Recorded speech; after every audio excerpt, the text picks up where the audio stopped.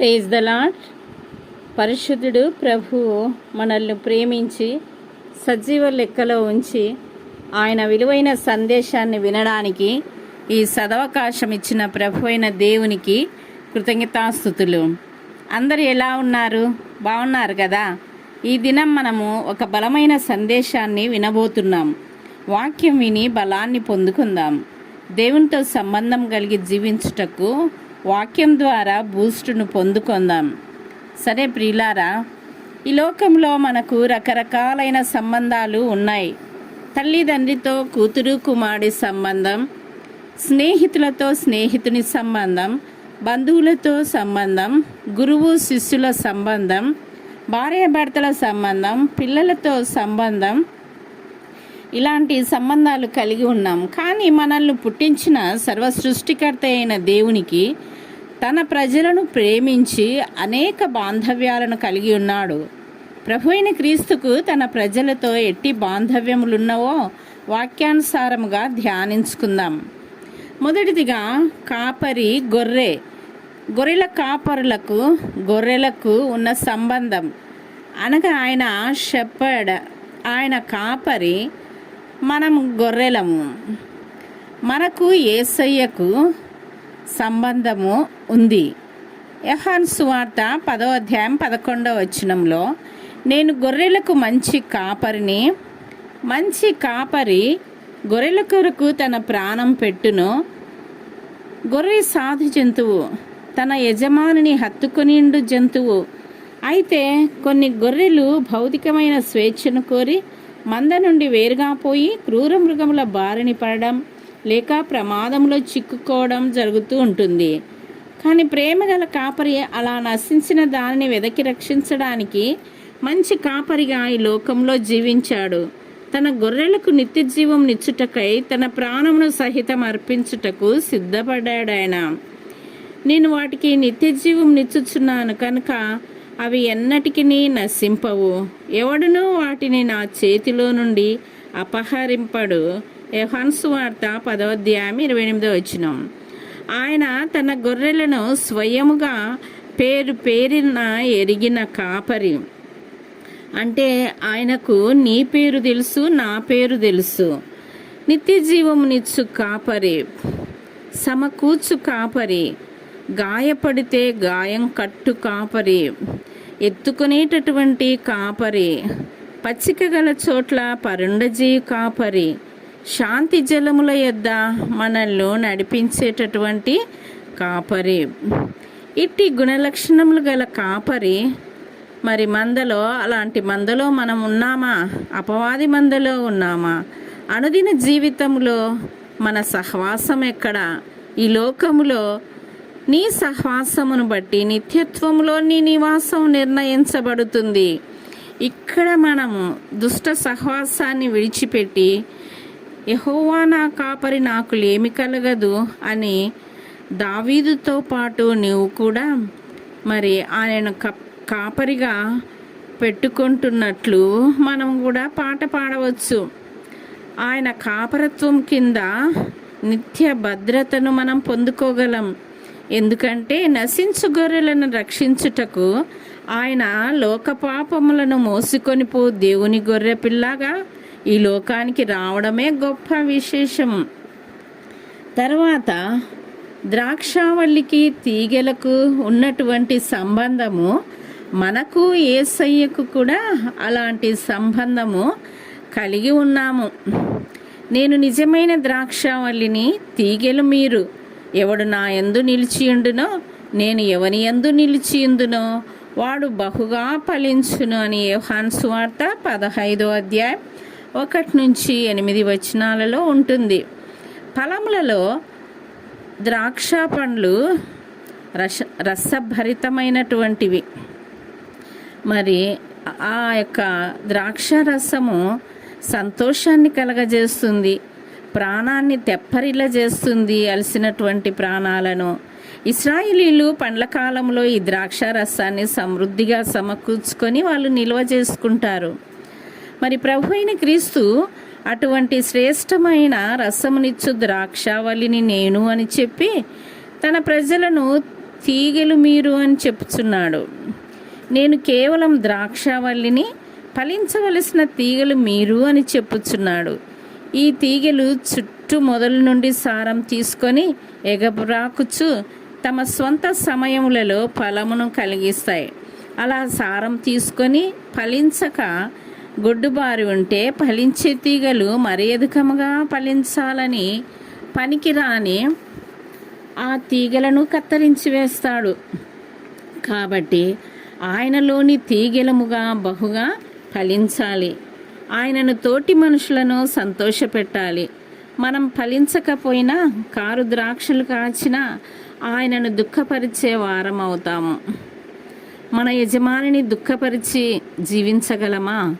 దుఃఖితుడైన ప్రభు చేత బయట పారవేయబడి ఎండిపోయి అగ్నిలో పారవేయబడితే ఆయనలో ఇంతకాలము సారం తీసుకొని ఏం ప్రయోజనము?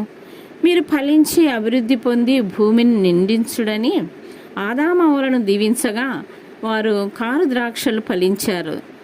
దాని ద్వారా తోట వెలుపలకు వారు వెళ్ళగొట్టబడ్డారు.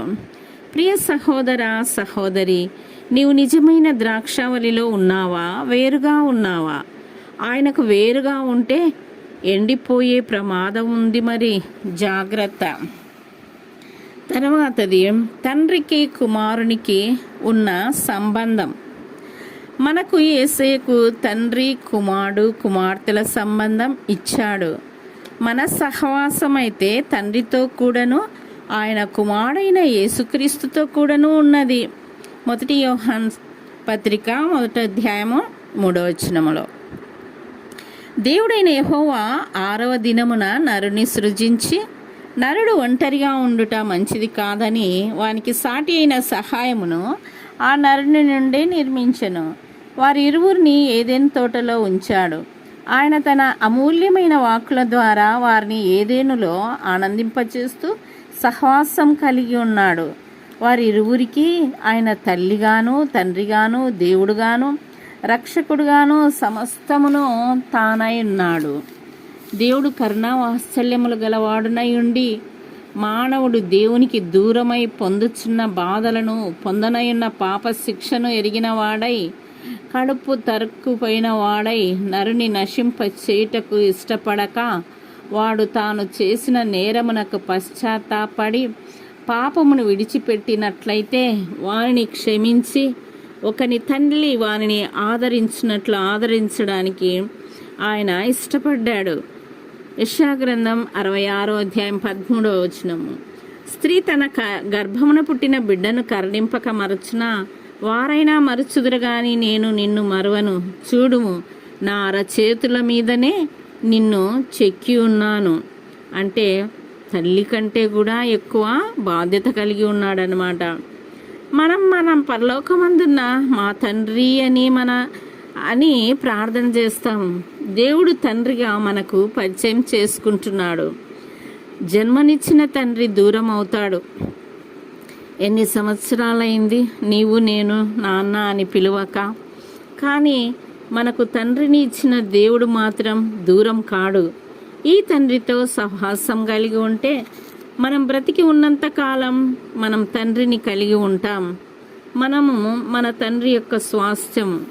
మనం ఆయన బలమైన చేతుల్లో ఉన్నాం. నీవు నిరాశ నిస్పృహలో ఉన్నప్పుడు, దుఃఖంలో ఉన్నప్పుడు, దిక్కుతోచని పరిస్థితుల్లో ఉన్నప్పుడు, ఆర్థిక ఇబ్బందులు, అప్పుల భారం, నీ ఆస్తి దౌర్జన్యానికి గురైందా? నీ పిల్లలు నీ మాటలు వినడం లేదా? కుటుంబంలో నానా రకములైన సమస్యల అన్నీ తండ్రికి చెప్పుకుందాం. ఆయన మన పట్ల బాధ్యత కలిగి ఉన్నాడు, భారం కలిగి ఉన్నాడు. ఆయన కృపా సమృద్ధిని బట్టి జాలి చూపేవాడు. ఆయన ఆదరించేవాడు, ఓదార్చేవాడు, బలపరిచేవాడు, జ్ఞానం ఇచ్చేవాడు, ఆరోగ్యం ఇచ్చేవాడు. మన అప్పులను కూడా ఆయన తీరుస్తాడండి. ఉద్యోగాలు ఇస్తాడు, మంచి ఆరోగ్యం ఇస్తాడు. ఈ లోకంలో నీవు జీవించడానికి నీకేమేమి అవసరమో అవన్నీ ఆయన దయచేసే దేవుడు. ప్రియ దేవుని బిడ్డ, మరి భయం ఎందుకు, దిగులెందుకు?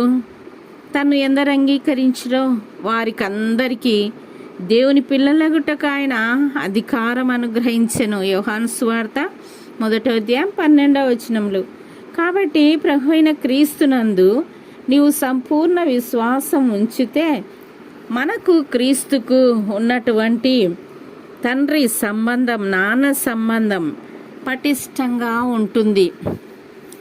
అంతేకాదు పెళ్లి కుమార్తెకు ఉన్నటువంటి సంబంధం కూడా దేవుడు మనకిచ్చాడు. వధించబడిన గొర్రెపిల్ల పెళ్లి కుమారుడు కాగా ఆ గొర్రెపిల్ల రక్తంలో కడగబడిన ప్రతి విశ్వాసి పెళ్లి కుమార్తెగా సిద్ధపరచబడాలి. ఆయన ఇచ్చిన పరిశుద్ధ అలంకారాలు ధరించుకోవాలి. కానీ ఈ దినాలలో మన ఇష్టానుసారంగా ఇహలోక సంబంధమైన అలంకరణలు అలంకరించుకుంటున్నాం. ఆయనకు అవి ఇష్టముండవు. అలాంటి వారితో ఆయన సహవాసం చేయడు. బైబిల్ గ్రంథంలో దేవునితో సహవాసం చేస్తూ మధ్యలో తప్పిపోయిన వారున్నారు. గేహజీ ధనముతో సహవాసం చేసి దేవుని సహవాసాన్ని కోల్పోయాడు. యూదా ఇస్కరియోతు, ఈయన క్రీస్తు శిష్యుడు కదా, క్రీస్తుతో కలిసి భోంచేసేవాడు, ఆయనతో కలిసి తిరిగేవాడు, కలిసి పయనించాడు. కానీ డబ్బుకు ఆశపడి యేసయ్యను వెండి నాణేలకు అమ్మివేశాడు. చివరికి తన ప్రాణాన్ని తనే తీసుకున్నాడు. మరి ఇంకొక మనిషి సంసోను దేవుని బలం పొందుకున్నాడు. బలంగా దేవుని చేతిలో వాడబడుతున్నాడు. దేవుని వరం ద్వారా పుట్టినటువంటి బిడ్డ దేవునితో సహవాసం వదిలేసి వేశ్య అయిన దెలీలాతో సహవాసం చేశాడు. ఏమైంది? దర్శనం కోల్పోయాడు, గుడ్డివాడయ్యాడు, బంధకాలలోకి వెళ్ళి మరణం పాలయ్యాడు. మరి నీ సహవాసం ఎవరితో మన సహవాసం? ఎప్పుడు ఏమొచ్చింది ఈ దినాలలో? మొబైల్ లేకుంటే టీవీ దగ్గర కూర్చొని సమయం అంతా మరి ఒకదాని తర్వాత ఒకటి చూస్తూ సమయాన్ని గడిపేస్తున్నాం. లేకుంటే మంచానికి అతుక్కొని పోయి ఏ పని పాట చేయకుండా మరి ఆ రీతిగా దేవుని దగ్గర మనము సమయాన్ని గడపలేకపోతున్నాం కదా.